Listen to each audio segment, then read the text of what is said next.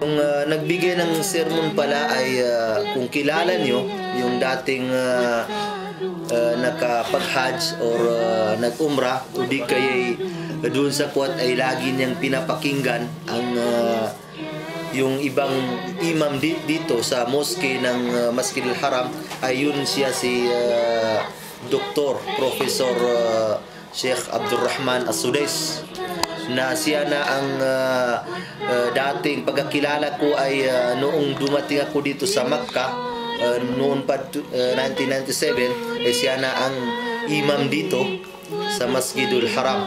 Kaya siguro noong mga oras natin dito na ilang araw tayo dito ay ngayon pa lang natin siya narinig sa pagkakalam ko at sa pagkakilala ko sa mga boses. Kanina pa lang narinig, siguro dahil din sa busy siya. So alhamdulillah yung khutbah niya sa kanina ay maganda yung khutbah niya, at saka pakinggan natin ang translation ng khutbah niya. Iano ni Ustad sa Tagalog, i-translate niya yung khutbah niya, si Sheikh Abdul Hadi, yung khutbah niya. Pakinggan natin. Nandito siya ngayon sa atin. Palitafaddal. Medyo napagitan na ng mga oras, so sigurado kung marami na tayong makalimutan sa kanyang sermon. Pero inshallah, yung mga kabuuan at saka yung pinakapaksa, kahit yun lamang ang maintindihan natin. Ang kanyang paksa, pagkatapos ng kanyang pagpupuri sa Allah subhanahu wa ta'ala, kasi natin na ang pagpupuri sa Allah ay kabilang sa mga haligi ng sermon, at saka panalangin para sa kay Propeta Muhammad na makamit niya ang mga biyaya ng Allah subhanahu wa ta'ala. So umikot yung kanyang paksa sa pagsisinungaling. Sabi niya, kung pag-usapan natin ang Sharia, Sharia Islamic law, ay napakaganda ang Sharia. Napakaganda ang mga batas sa Islam. Pero mayroon sabi niyang iisa na napakasama na maging katangian ng mga tao. O kitang-kita natin sa ngayon sa pagkikipag-ugnayan ng mga tao na nakasisira sa kanila. Yun sabi niya ay ang tinatawag na al-kadhib. Al-kadhib, yung pagsisinungaling. Marami siya mga binanggit na mga talata, mga hadis ng Propeta Muhammad sallallahu alaihi wasallam. Kabilang sa kanyang nabanggit na hadis ng Propeta Muhammad sallallahu alaihi wasallam na yung sinabi ni Propeta na wa innal kadhiba yahdi ila al-fujur wal fujur yahdi ila an-nar. Katotohanan, sabi ni Propeta, na ang pagsisinungaling ay patungo sa kasamaan, at ang kasamaan ay patungo sa impyernong apoy. So ibig sabihin, ang pagsisinungaling ay masama at may daan patungo sa impyernong apoy. Yun ang ibig sabihin ng hadis ng Propeta Muhammad sallallahu alaihi wasallam. Ang mga kadahilanan daw ng pagsisinungaling, mga kapatid, ay unang-una ay nifaq. Ibig sabihin ng nifaq ay pagkukunwari. Kapag ang tao ay iiral sa kanya ang iyong pagkukunwari, ay siguradong makapagsinungaling. Bakit? Dahil hindi taimtim yung kanyang kalooban. Dumidepende sa kanyang kabutihan na makakamit, kahit na siya ay makapagsinungaling. Bakit ang mga Hudyo ay kakaiba sila? Kasi mayroon silang paninindigan o kaya ay mayroon silang muto na sabi nila, al-ghayatu tubarrirul wasila. Ang hangarin ay kahit masama ang pamamaraan mo, basta't makarating ka sa hangarin na kung ang hangarin mo ay mabuti. So ibig sabihin, kahit magsinungaling ka na, basta ang hangarin mo, ang layunin mo, ang intensyon mo, ang plano mo ay mabuti, kahit magsinungaling ka na. Yun ay sa kanila ay, kahit anong pamamaraan ay pwede nilang gawin. Sa Islam ay hindi. Hindi ka pwede gumawa o kaya ay dumaan sa anumang pamamaraan, kahit magandang layunin mo, kung ang pamamaraan mo ay masama. Kasi yung din ay tungo din sa kasamaan. May hadis ni Propeta Muhammad sallallahu alaihi wasallam na sinabi niya, alamatul munafiqi thalath, mga palatandaan ng pagkukunwari ay tatlo. Kabilang sa tatlong ito na sinabi ni Propeta Muhammad, idha haddatha kadhib. Kapag siya ay magsalita, kapag siya ay mag-usap ay magsinungaling. So, kaya malinaw sa hadis na yon na talagang ang pagkukunwari ay pinagmumula ng pagsisinungaling. Kasi kung wala kang takot sa Allah, kung hindi ka natatakot sa Allah, sigurado makapagsinungaling ka. Ikalawang kadahilanan ng pagsisinungaling ay kapag ang tao ay walang pinaninindigan. Walang paninindigan. Ibig sabihin, wala siyang katayuan sa sarili. Ha? In ahsanan nas, sabi ni Propeta Muhammad, la takunu imma'atan in ahsanan nasu ahsantum wa in asa'u asatum. Huwag niyo gawin yung mga sarili niyo na katulad ng imma'a. Ano yung imma'a? Yung in ahsanan nas, sabi ni Propeta Muhammad, kung maging mabuti ang mga tao, maging mabuti sila.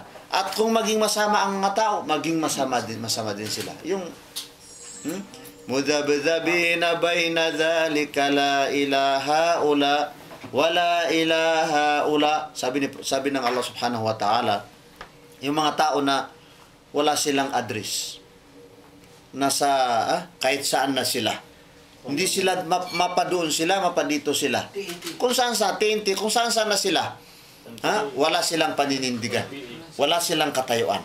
So yun ay isa sa mga pinagmumula ng pagsisinungaling. So umikot ang kanyang sermon, mahaba pero umikot. Ang una niyang sermon umikot sa tinatawag na pagsisinungaling, kasama ng pagsisinungaling. At sabi niya ang pagsisinungaling ay makasisira sa tao, sa kanyang sarili. Dahil maging ipokrito ka, maging nagkukunwari ka. Kapag magsinungaling ka. Once na masanay ka sa pagsisinungaling, sigurado na hindi mo na maasahan mismo ang sarili mo. Ikalawa, makasisira sa society. Makasisira sa gobyerno. Once na mapadami yung mga tao, minsan inaasahan mo, hindi mo pala maasahan, sigurado na masira na yung komunidad, o kaya ay samahan, o kaya ay tinatawag na estado, o kaya ay gobyerno. Doon umikot sa unang sermon yung kanyang sermon. Ikalawang sermon, binanggit niya yung tinatawag yung pagsisinungaling. Pagkatapos sinabi niya o kaya bilang mga pangaral niya sa mga may-ari ng yung mga sa media, may-ari ng mga channel, may mga telebisyon, na sabi niya yung mga telebisyon natin ngayon, mga channel natin ngayon, sa halip na ang may turo nila sa mga tao ay katotohanan, yung pagiging tapat, ang naituturo sa mga tao sa ngayon ay puro pagsisinungaling.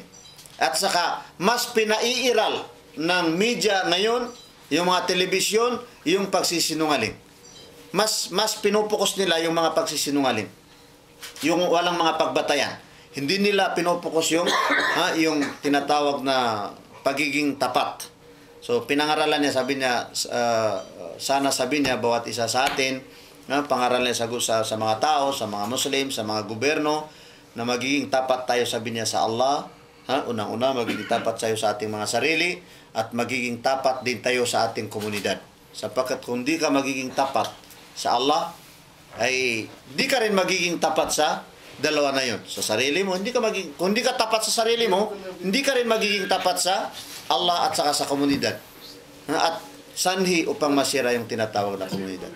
So yun mga kapatid, ang kabuuan ng sermon ng ating imam. Yun ay imam sa Masjidil Haram, si Abdurrahman Sudais.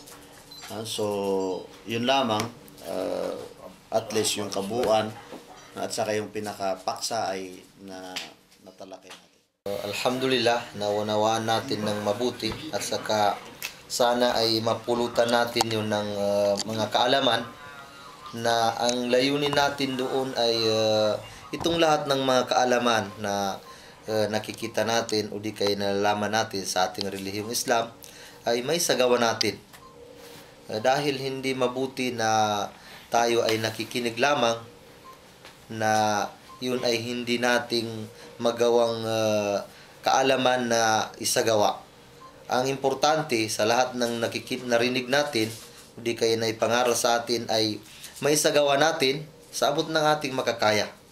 So itong pagsisinungaling ay talagang kaya natin kasi itong ipinagbabawal, lahat ng ipinagbabawal, ito na kasi ang sa relihiyong Islam. Ito na ang paninindigan sa relihiyong Islam, ay lahat ng ipinagbawal ng Allah ay kayang iwasan. So lahat naman ng ipinag-utos ay gagawin natin sa kung ano ang abot ng ating kaya. Abot ng ating kaya.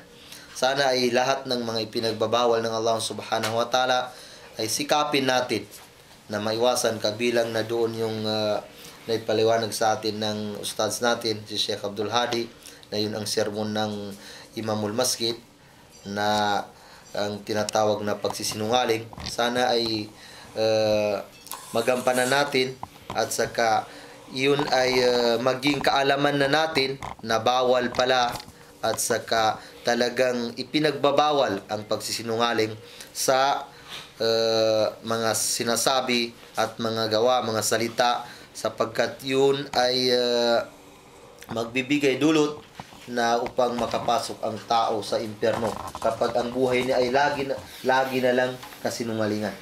So alhamdulillah, yun ang kabuuan ng mga sermon na yun, at ang dapat sa tao ay laging tapat o di kaya makatotohanan. Ngayon ay ang tatalakay natin ay ang tinatawag na al-istiqamah, ang pagiging matuwid. Ang pagiging matuwid ng isang taong sumasampalataya sa Allah subhanahu wa ta'ala.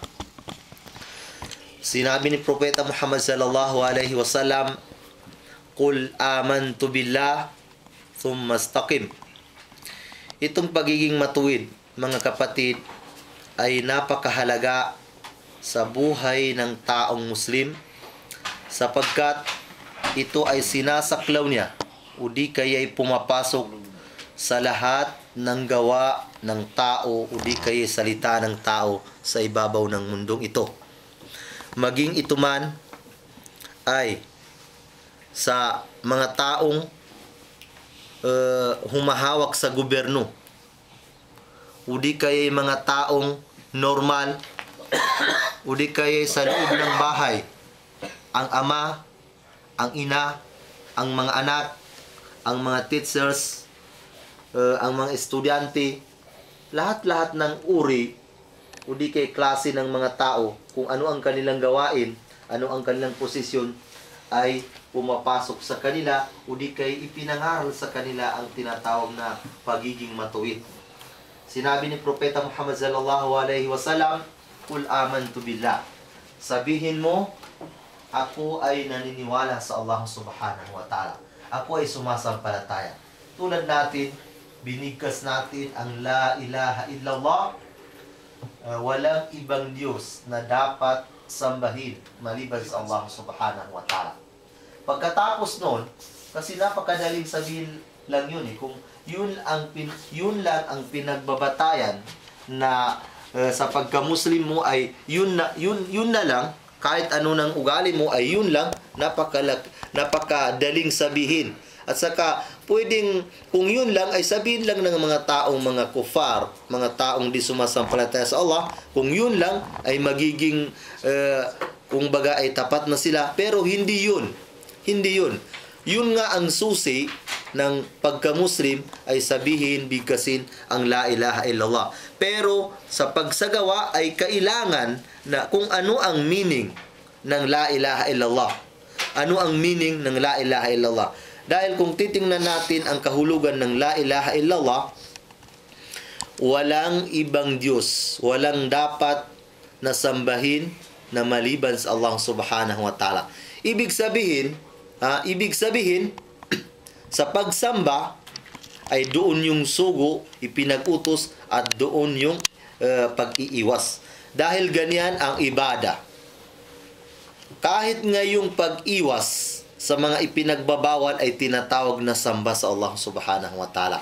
Dahil ginawa mo yun, dahil iniwasan mo yun, alang-alang dahil ito ay pinagbabawal ng Allah subhanahu wa ta'ala. Kung ginawa mo yun, na alang-alang sa sinunod mo ang Allah subhanahu wa ta'ala o di kay relihiyong Islam bilang pag-iwas sa kanuang ipinagbawal, yun ay pagsasamba din sa Allah subhanahu wa ta'ala. Kung ikaw naman ay gumawa ng kabutihan na nagmula sa kung anong ipinag-utos ng relihiyong Islam, yun din ay pagsagawa sa pagsamba sa Allah subhanahu wa ta'ala. Kaya yun ang meaning ng sabihin mo na ako ay nananampalataya sa Allah subhanahu wa ta'ala. Ako ay naniniwala. Pagkatapos ay sabihin mo naman na pagkatapos na sinabi ni propeta, thumma istaqim. Pagkatapos doon na masabi mo yun, istaqim. Ibig sabihin ay maging matuwid. So kung titingnan natin ang maging matuwid, ay lahat-lahat ng mga gawain natin ay kinakailangan na maging matuwid tayo. Ang pag-usapan natin ay kung sa ama, isang tatay, ay kinakailangan ay isang tatay ay kinakailangan na dapat matuwid. Saan siya matuwid? Matuwid siya sa paghahanap buhay na para buhayin ang kanyang pamilya sapagkat responsibility niya yun. Sinabi ni Propeta Muhammad sallallahu alaihi wasallam, kullukum ra'in wa kullukum mas'ulun an ra'iyatih. Sinabi ni Propeta, lahat-lahat kayo ay may responsibility. Responsibilidad.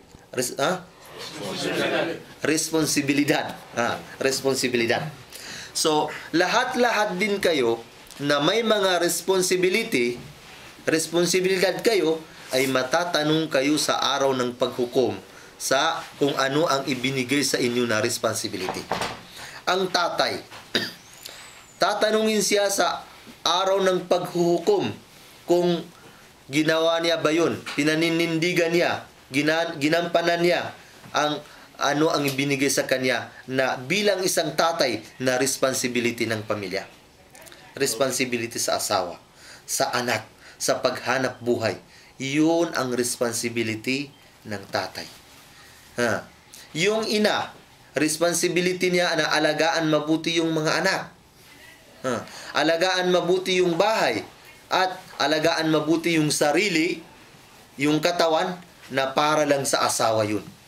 Na hindi magiging yun, yung lahat ng mga kanyang responsibility ay hindi magawa.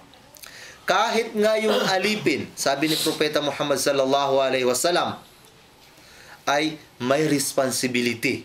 Ano ang kanyang responsibility? Ang kayamanan ng kanyang amo. Ibig sabihin, kahit nga yung alipin, may responsibility pa rin. So, kung titingnan natin, ibig sabihin tayo ay napakalaking may responsibility natin. Yung mga taong namamahala sa gobyerno, napakalaki ang kanilang responsibility. Kaya kinakailangan ay maging matuwid doon ang tao. Yung mga teachers, yung mga nagtuturo, responsibility nila na turuan nila mabuti yung kanilang mga pupils, yung kanilang mga estudyante. Dahil itatanong sa kanila kung sila man ay kulang na sinasadya nila, ay tatanong pa rin sa kanila sa pagdating ng araw ng paghukom. Ibig sabihin, lahat-lahat ng mga tao ay may responsibility. Ito ang kabuuan ay kinakailangan na matuwid sa lahat ng responsibility. Tayong mga tao na ipinag-utos sa atin o binigyan tayo ng relihiyon na Islam, ay kinakailangan natin na maging matuwid tayo sa ating relihiyong Islam. Itong relihiyong Islam. Sinabi ng Allah subhanahu wa ta'ala. Sinabi ng Allah na itong relihiyong Islam ay bilang salig ito sa atin. Inna aradna al-amanata ala samawati wal ard fa abayna ay yahmilnaha wa asfaqna minha wa hamalaha al-insan. Itong salig na itong relihiyong Islam ay ibinigay sa atin ng Allah subhanahu wa ta'ala. So tinanggap ng mga tao. Kaya kailangan kung ano ang nasa loob ng relihiyong Islam ay ating gagampanan at isagawa natin sapagkat ito ay responsibility natin lahat. Lahat tayong mga Muslim. Lahat tayong mga Muslim ay responsibility natin ang kung ano ang nasa relihiyon natin. Ano ang unang-unang responsibility natin? Ang mga sarili natin kinakailangan na may sagawa natin kung ano ang ipinag-utos ng Allah at maiwasan natin ang ipinagbabawal ng Allah. Pangalawa, kung may sapat ka na kaalaman, unang-una, responsibility mo yung asawa mo na pangaralan. Pangalawa, yung mga anak mo. Kung may sapat ka pa rin na kaalaman, yung mga kapitbahay mo, yung mga tao. Kung walang kaalaman, at least ipakita mo lang sa kanila yung mabuting ugali. Sa halip na masira sila dahil sa nasa atin ay medyo hindi tayo hindi mabuti ang ugali natin, masama ang ugali natin, na yun ay pinagbabawal ng Islam, nagkaroon tayo ng kasalanan at hindi natin nagawa ang responsibility na ibinigay sa atin. Ibinigay ng Allah subhanahu wa ta'ala sa atin. Ano ang makakamit natin kung tayo ay magiging matuwid? At ito na ang last, itong sinabi ng Allah subhanahu wa ta'ala. Kung tayo ay matuwid sa buhay natin dito sa mundo, ano ang makakamit natin, mga kapatid? Sinabi ng Allah subhanahu wa ta'ala, Innal ladhina qalu Rabbuna Allah thumma istaqamu tatanazzalu alayhimul malaika alla takhafu wa la tahzanu nahnu awliya'ukum fil hayatid dunya wa fil akhirah wa abshiru bil jannati allati kuntum tu'adun. Sinabi ng Allah subhanahu wa ta'ala, Innal ladhina qalu Rabbuna Allah, katotohanan yaong mga taong sinasabi nila ng aming Panginoon ay ang Allah subhanahu wa ta'ala. Thumma istaqamu, pagkatapos nilang sabihin na sumasampalataya sila sa Allah, pagkatapos nilang banggitin na ang kanilang Panginoon ay ang nag-isang tunay na Diyos, ang Allah subhanahu wa ta'ala, ano ang nangyari? Istaqamu, nagiging matuwid sila. So, ano ang mangyari sa oras na pagkamatay nila? Oras na mamamatay na sila? Ano? Tatanazzalu alayhimul malaika. Bumababa sa kanila yung mga anghel. Ano ang sabihin ng mga anghel? Alla takhafu. Huwag kayong matakot sa kung saan kayo pupunta. Pagkatapos ng inyong kamatayan, uido kayo itong kamatayan ninyo, huwag kayong matakot. Wala tahzanu, at huwag malungkot sa inyong mga pamilya na naiwan ninyo sa mundong ito. Bakit? Nahnu awliya'ukum fil hayatid dunya. Kami, sabi ng mga anghel, na binigyan ng Allah subhanahu wa ta'ala na sila ang mangangalaga sa mga tao, sabi nila, kami ang nangangalaga sa inyo sa buhay ninyo sa mundong ito. Wa fil akhirah, at sa kabilang buhay ay kami rin ang mangangalaga sa inyo. So ano ang ibibigay sa inyo ng mga anghel kung kayo ay maging matuwid? Yun. Pangalawa, isa-isa, unang-una ay walang takot. Hindi kayo matakot. Pangalawa ay hindi kayo malungkot sa inyong mga pamilya na naiwan sa mundong ito. Dahil ang Allah subhanahu wa ta'ala ay talagang pangangalagaan niya. Pangatlo, wa abshiru bil jannati allati kuntum tu'adun. Mag-happy-happy na kayo. Ibibigay sa inyo ang pinakamagandang balita na kayo ay papasok sa paraiso, na ito ay inihanda, initalaga para sa inyo na sumasampalataya, para sa inyo na naging matuwid sa mundong ito. Naging matuwid sa mundong ito. Kaya, mga kapatid, sikapin natin na maging matuwid tayo sa lahat ng mga gawain natin, maging ito man sa mga sarili natin, sa mga pamilya natin, sa mga anak natin, sa mga kaibigan natin, sa mga kapitbahay, sa lahat ng mga tao ay maging matuwid, dahil kung maging matuwid tayo, ay maging mabuti tayong mga tao na bibigyan tayo ng Allah subhanahu wa ta'ala ng biyaya na sapat sa ating pamumuhay dito sa mundo, at ang pinakamalaking biyaya ay yung paraiso ng Allah subhanahu wa ta'ala. So, hanggang dito na lamang ang aking lecture sa pagiging matuwid. Pakinggan natin ang ating director ng KPCC kung may maidagdag sa kung ano ang natalakay natin dito, ay pakinggan natin siya. Wassalamualaikum warahmatullahi wabarakatuh. Waalaikumsalam warahmatullahi wabarakatuh. Yun nga sa Arabic ay istiqama, pagka matuwid, pagiging matuwid, sabi ni Ustads. Yung binanggit niya na hadis, may isang kasamahan ni Propeta Muhammad sallallahu alaihi wasallam na pumunta sa kay Propeta Muhammad. Nagtanong sa kay Propeta Muhammad, ano na ba ang pinaka nararapat sa kanyang gawin?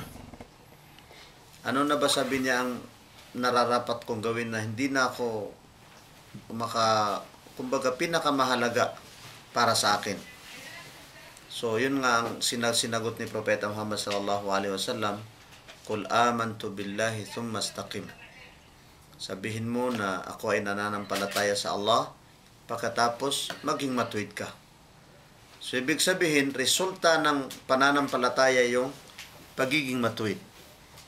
Kahit nananampalataya ka, kahit kumbaga malakas ang takot mo sa Diyos, sa Allah, pero kung hindi ka matuwid, hindi rin makikita hindi makikita ng tao yung tamis ng pananampalataya. Ikaw mismo, hindi mo makikita yung tamis ng pananampalataya mo. So, ito sa mga napakahalaga para sa atin, mga kapatid. At ito rin ang hinahangad natin. Alam itong pag-umrah, katulad din ng binanggit natin, na hindi lang upang makapagsagawa ng umrah. Hindi lang upang patawarin sa atin yung ating mga kasalanan. Kasama na yun, pinaka na yun. Pero higit kasama doon, resultan yun, pagkatapos yun ay yung pagiging matuwid natin. Si Propeta Muhammad sallallahu alaihi wasallam ay namamalagi sa kanyang panalangin na, "Hu Allah, gawin mo yung pinakahuli kong mga gawain ay mabuti." So yun din ay isa sa pagiging matuwid. Ibig sabihin, kahit gaano ka nagsamba, kahit gaano ka nananampalataya, kahit gaano kalalim ang pananampalataya mo sa Allah, pero kung hindi ka maging matuwid, hindi mo rin makikita, hindi mo rin mapapansin yung resulta ng pananampalataya mo. Kasi kung mayroon mang mga batas, lahat yung mga beliefs, mga batas sa Islam, yung mga pagsasamba, lahat yan, mga kapatid, ay para i-disiplina natin yung mga sarili natin. Para tayo ay magiging matuwid. Lahat. Yung pagdarasal, halimbawa, para maging matuwid. Hindi lang makapagsagawa ng gano'n. Okay, kasama na yun. May sagawa mo yung dasal na yun. Yung umrah. Yung ritual na ginagawa. Pero lahat ng mga ginagawa natin yan na mga ritual, dasal, pag-ayon, para maging matuwid tayo. Hindi para kung mapahirapan natin yung sarili natin. Kasi kung hindi yun ang hinahangad ng Allah para sa atin, hindi ka nais-nais na pahirapan tayo ng Allah sa ating mga ginagawa o sa ating mga pagsasamba. Pero minsan, pinapahirapan tayo ng Allah. Katulad ng pag-ayon, titigil natin yung pagkain, pag-inom, para maituwid natin yung mga sarili natin. Paano yun? Magkaroon tayo ng pagtitiis. O kaya ay mararamdaman din natin yung mga kamag-anak natin, mga pamilya natin, na ginugutom sila. Yung mga tao na nagugutom. Once na nagugutom ka, mamimiss mo sila. Ganun pala ang mahirap. So maging matuwid ka sa pagbibigay sa kanila ng mga tulong. Hindi para pahirapan ka lang. Hindi yun ang punto. Yung mga sabi ng mga iba na nagtutuwad-tuwad ang Muslim. Hindi para lang magtuwad-tuwad ka.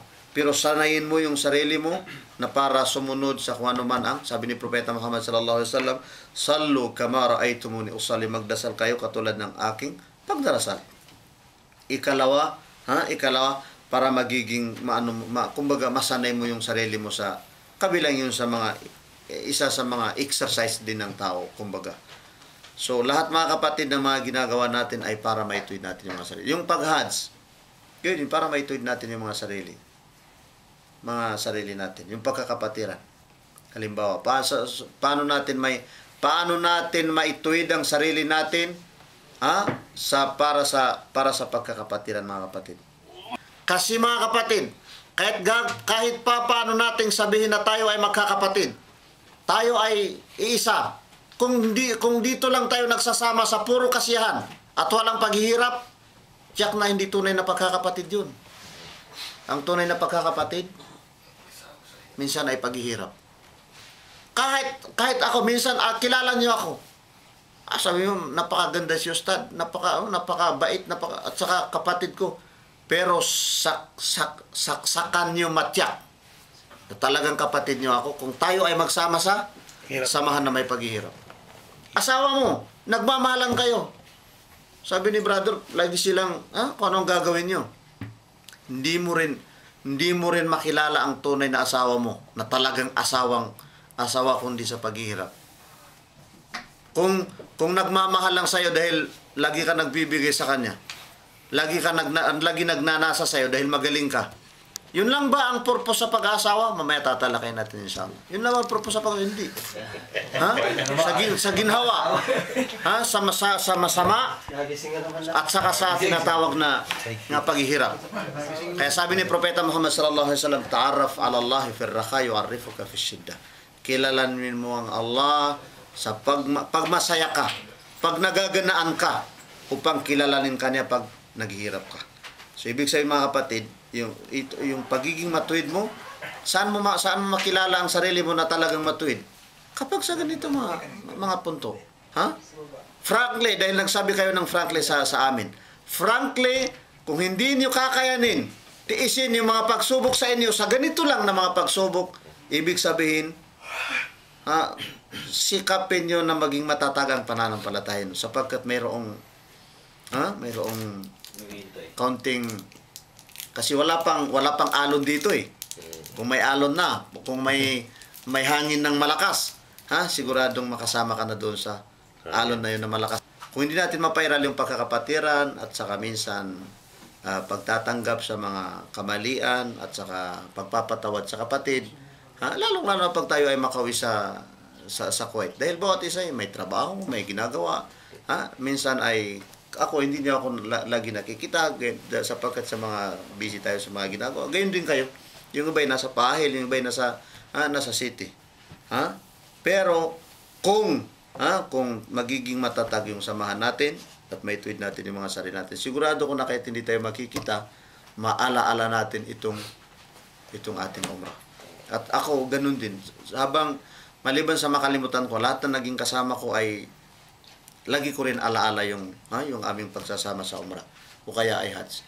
Lahat ng naturuan ko noon, lagi ko rin alaala yung pagtuturo ko sa kanila. Katulad ni brother na ito. So, yun nga mga kapatid, ang resulta, ang kabuuan, resulta ng mga pagsasamba, paghihirap natin, pagsasama natin ay pagiging matuwid, pagkamatuwid natin. Kung hindi tayo maging matuwid, wala tayong kakaiba sa mga ibang mga tao.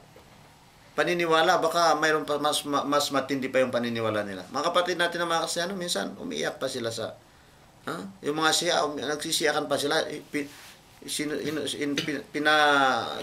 inano pa nila yung pinaparusa nila pa yung mga sarili na. Pero saan yung pagkamatuwid doon? Wala. Okay mga bro, yun lamang ang aking may dagdag. So ibigay ko na kayo Ustad yung test na. Ano yung tikap na ito? Kumulata pa rin? Narito ba? Pagkapayati ka pa na sa teni ba? Dito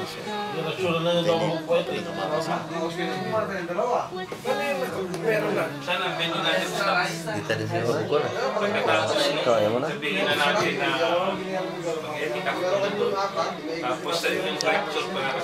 Ay after isa, para madali, may nakita ni Ustads, kahapon pa niya nasabi na mayroon daw mabibili diyan na diyan sa Bindaud na 15 KD, kasama yung tubig, inumin. Hindi nga, para kung papayag tayo doon, mapagkasunduan natin yon, para ibig sabihin after na dasal, bibili lang doon ng iba, din dito na tayo dito sa. So ang venue doon din sa mga sista sa kagabi. So anong oras yun? So yun nga, kasi kung hindi tayo maabala sa pagpunta sa restaurant, estimate natin na depende pagkatapos ng dasal.